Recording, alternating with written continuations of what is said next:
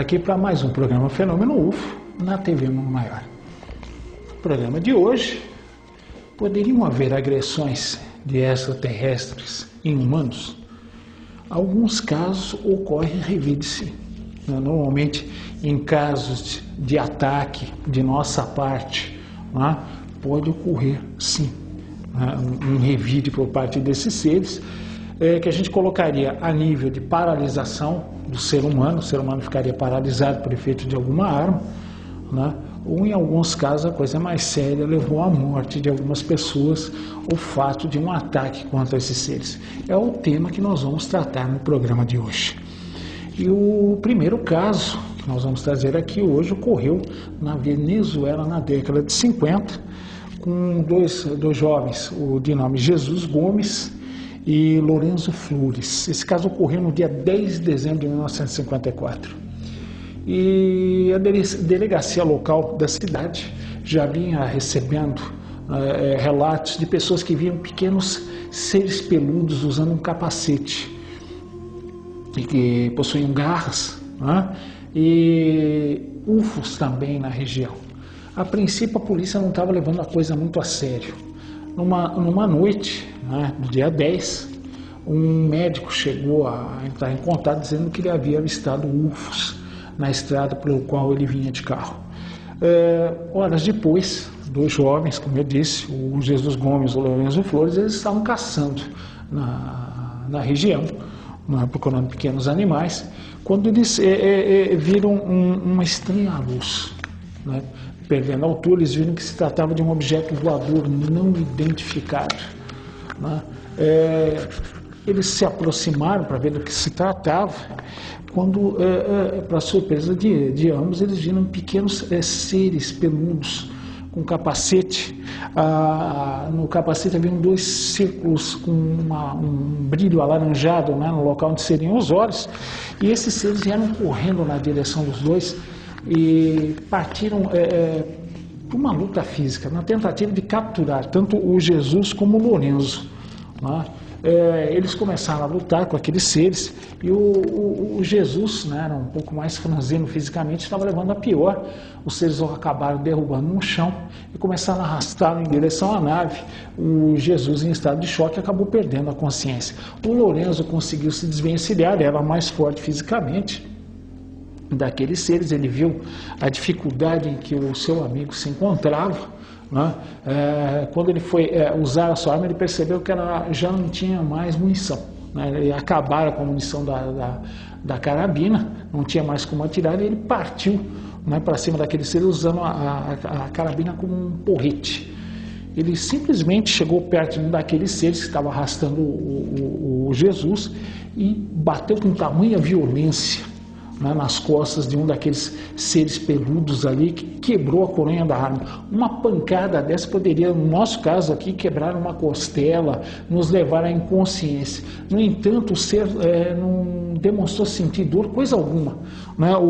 Inclusive, tanto o Jesus como o Lorenzo falaram que a pele daqueles seres era muito dura. Parecia uma espécie de couro, algo muito grosso, muito resistente. E os seres, diante da reação inusitada do Lorenzo, acabaram largando Jesus e correram de volta à nave. O Lorenzo imediatamente se agachou na direção do amigo, começou a dar uns tapas no rosto para que ele voltasse a ser. Ele voltou a tempo de ver quando a nave se afastava.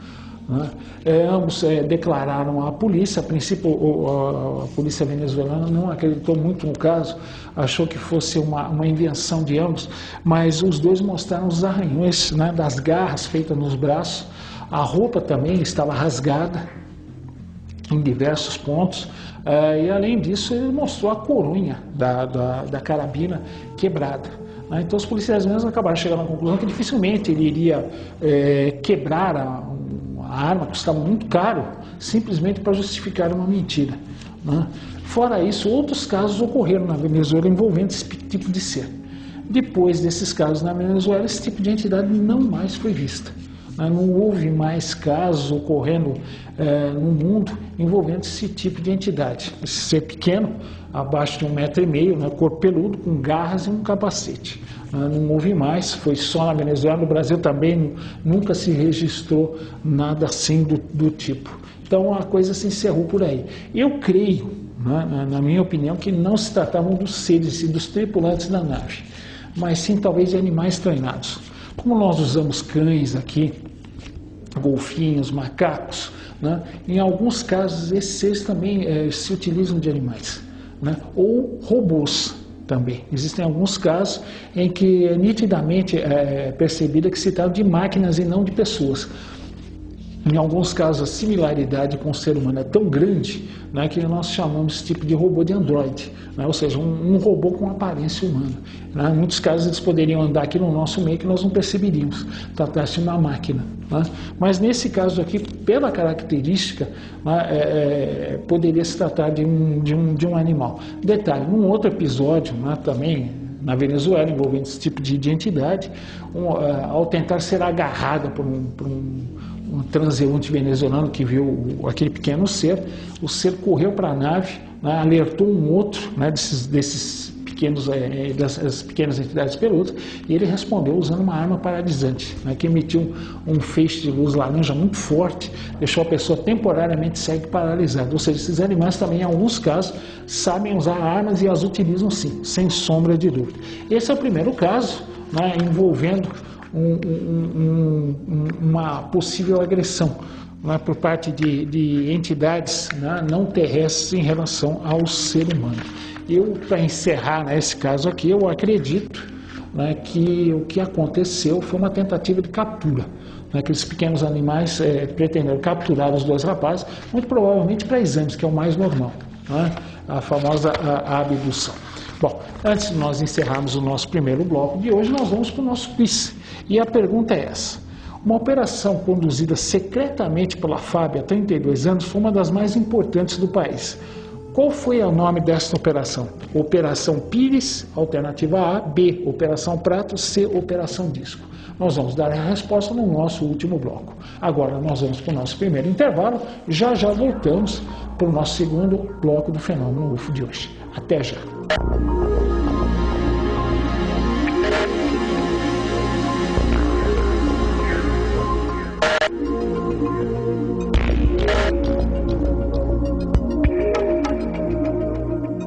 Estamos aqui para o segundo bloco do Fenômeno UFO de hoje, com o tema possíveis agressões de ETs para com seres humanos.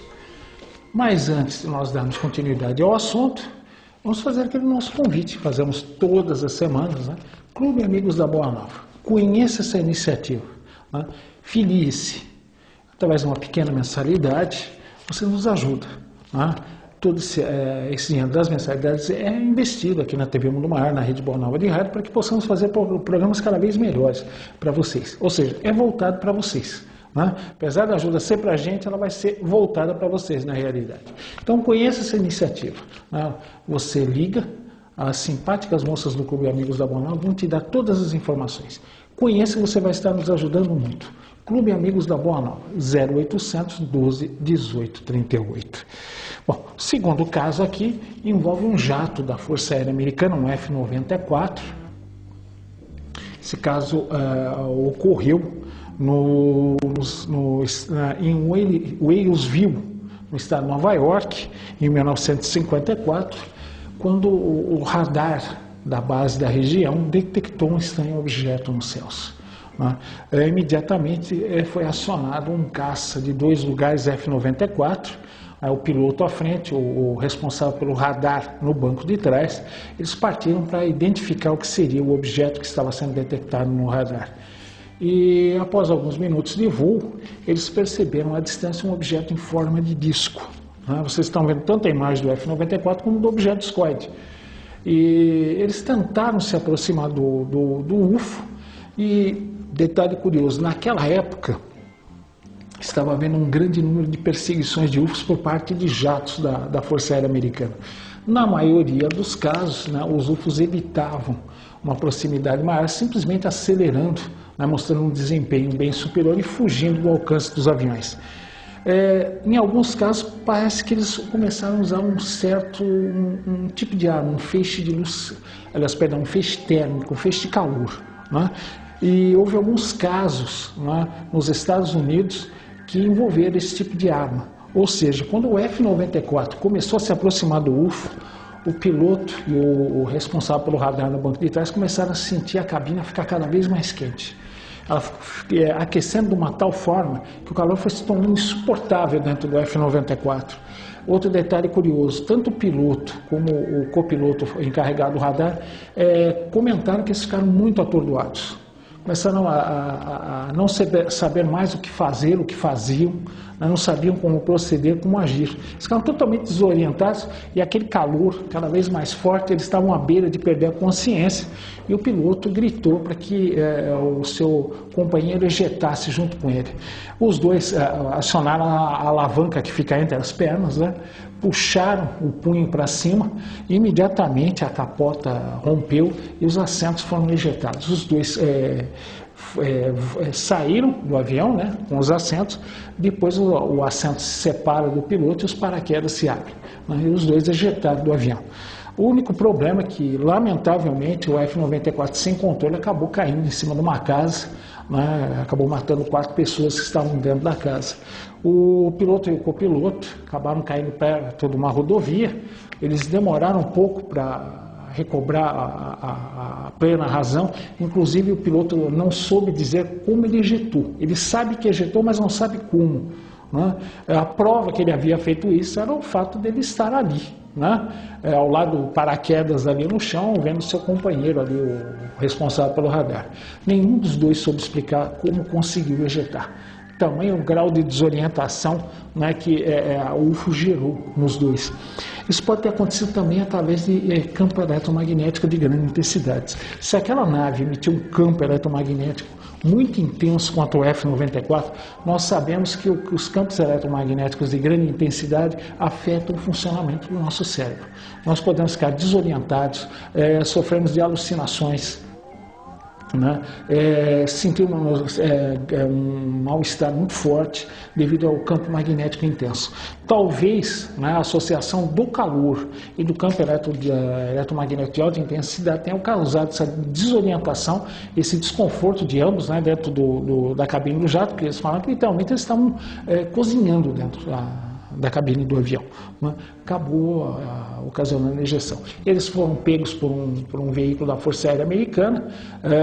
O piloto, a princípio, chegou a dar um princípio de entrevista para a imprensa americana na época, depois os seus oficiais o proibiram, tanto ele como o responsável pelo radar do jato, de darem qualquer declaramento, né, ou declaração, né, à imprensa. Já era a época do início da política de acobertamento. Então, qualquer oficial de qualquer patente, de qualquer força armada norte-americana era proibido de prestar declarações a respeito de acontecimentos como UFOs.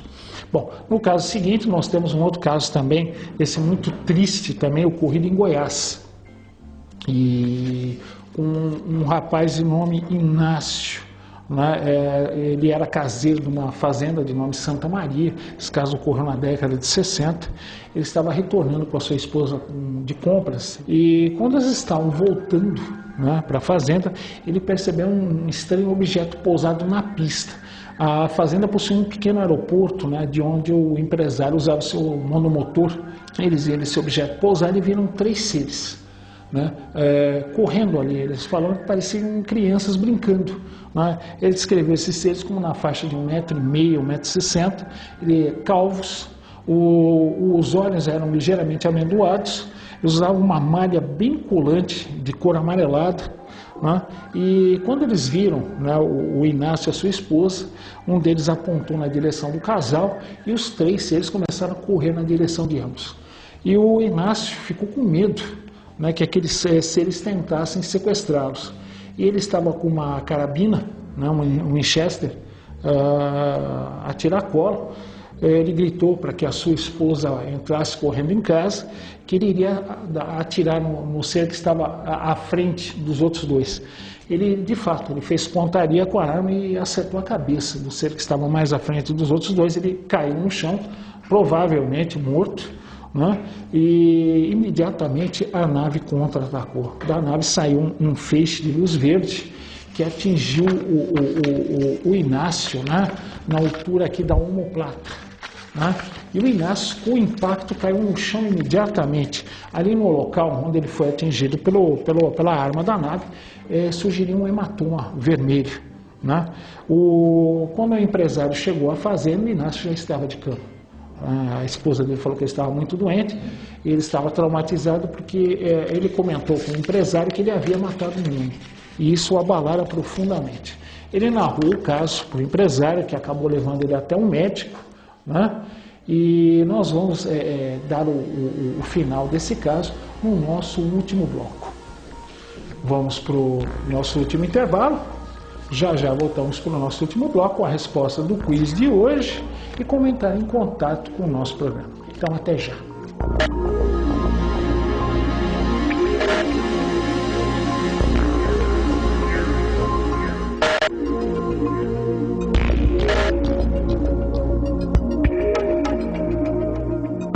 Estamos aqui para o nosso último bloco de hoje, do Fenômeno UFO, com o tema Possíveis agressões de ETs para com humanos. Mas antes de nós darmos continuidade aqui ao programa, né, vamos para a nossa resposta do quiz de hoje. Então, uma operação que foi secretamente conduzida pela FAB há 32 anos, foi até na Amazônia, começou até em Colares. Qual o nome desta operação? Operação Pires, Operação Prato ou Operação Disco? Operação Prato, alternativa B. Curiosamente, o Brasil é o único país no mundo, né, que trata os discos voadores de discos voadores.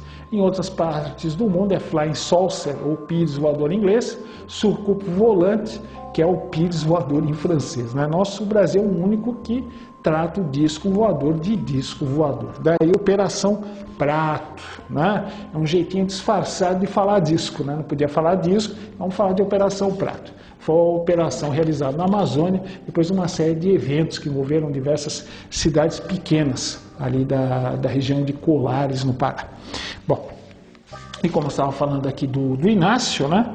O Inácio começou a definhar, sua saúde foi piorando muito, o empresário chegou a levá-lo ao médico, e o médico diagnosticou leucemia, e deu-lhe no máximo 2 meses de vida.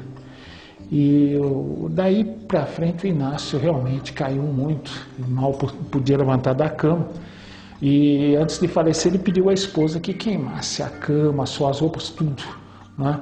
Eu não sei se ele tinha medo que aquela energia que o atingira contaminasse a família através da roupa, fato que 59 dias depois dele ter atirado e morto aquele ser, ele também morreu, vítima do disparo da nave, né, que o atingiu.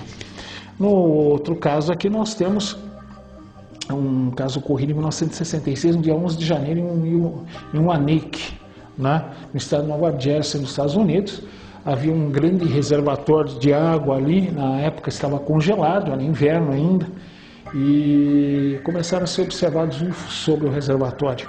Né? Inclusive chegou-se a chamar os vigias, os policiais do reservatório, também observaram um estranho UFO sobrevoando ali o reservatório. Eles viram quando a nave emitiu feixes de luz, né, sobre o gelo que cobriu o lago. Muitos acharam que talvez fosse uma ilusão de ótica, uma alucinação. Fato é que no dia seguinte, quando os policiais responsáveis pela segurança do reservatório foram até o local, eles viram que onde o raio atingiu uma grossa capa de gelo, havia um buraco, né, ali no local, comprovando que o UFO era absolutamente real. Né? Na noite seguinte, né, o boato se espalhou, então tinham inúmeras pessoas ali no reservatório e sobre uma ponte que passava por sobre o reservatório, esperando para ver UFOs. E o pessoal não ficou frustrado. Na noite seguinte, 3 objetos discoides com cúpula passaram a sobrevoar o reservatório. Detalhe, né? As pessoas começaram a observar, né, principalmente aquelas que estavam na ponte, de repente aqueles 3 objetos mergulharam na direção da ponte. Houve um pânico geral, as pessoas começaram a gritar, temendo que houvesse um ataque por parte da nave, começaram a entrar em seus carros e procurando sair em alta velocidade da ponte, Começou o corre-corre ali, e quando os carros estavam saindo, um veículo Volkswagen, Fusquinha, né, um antigo Fusca, né, vinha em sentido contrário para cruzar a ponte. Os motoristas que estavam fugindo começaram a buzinar, apontando para o céu para que aquele motorista parasse o Fusca, não tentasse atravessar a ponte, já que as naves estavam vindo em direção à ponte. Não se sabe por que o Fusca passou em sentido contrário e começou a cruzar a ponte. Quando chegou no meio da ponte, né, os motoristas que já haviam se afastado da ponte, já haviam parado os carros, saíram e viram quando o Fusca parou. Ao que parece, o seu motor deixou de funcionar e um feixe de luz de grande intensidade, partindo de uma daquelas naves, atingiu o Fusca. O Fusca começou a ficar intensamente brilhante, né, de repente ele foi sumindo até que sumiu. Simplesmente desapareceu ali, né? Alguns dizem que foram achados vestígios de metal e de pneu derretido na ponte, outros não confirmaram essa história. Não se sabe na realidade o que houve com o Fusca, nem se soube o que aconteceu com quem estava dirigindo o Fusca ou quem era a pessoa que estava dirigindo o Fusca, né, o Volkswagen. Fato que pode ter sido um ataque, mas aí por quê? Se eles viriam de milhares, aliás, perdão, milhões de quilômetros, ou milhares de anos-luz de distância, simplesmente para atacar um Fusca, eu acho isso não muito lógico.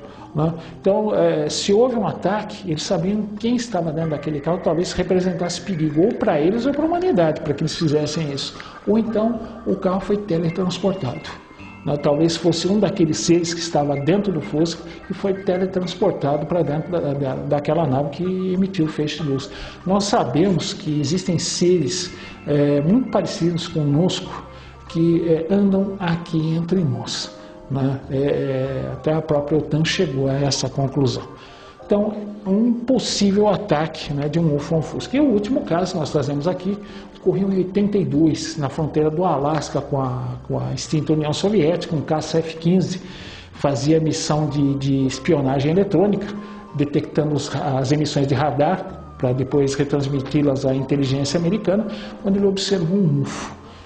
Ele chegou a avisar que estava observando um UFO, ele tentou derrubar o UFO, ele usou 8 mísseis, mas nenhum atingiu o UFO, foram todos explodidos no céu. O UFO passou a perseguir o F-15 em alta velocidade, foi acionado um satélite espião que começou a acompanhar a perseguição do F-15 por parte do UFO. O UFO emitiu um feixe de luz que atingiu o F-15 em cheio, e o F-15 explodiu no céu, houve a morte do piloto, e a destruição completa do caça. Talvez esteja ligado à tentativa de ataque que o piloto do F-15 fez com relação ao UFO. Detalhe, antes disso acontecer, o piloto do F-15 disse que recebeu uma mensagem pela fonia de bordo do F-15 de uma voz estranhamente metálica que pedia para que ele se afastasse da região para que não pusesse as duas aeronaves em perigo.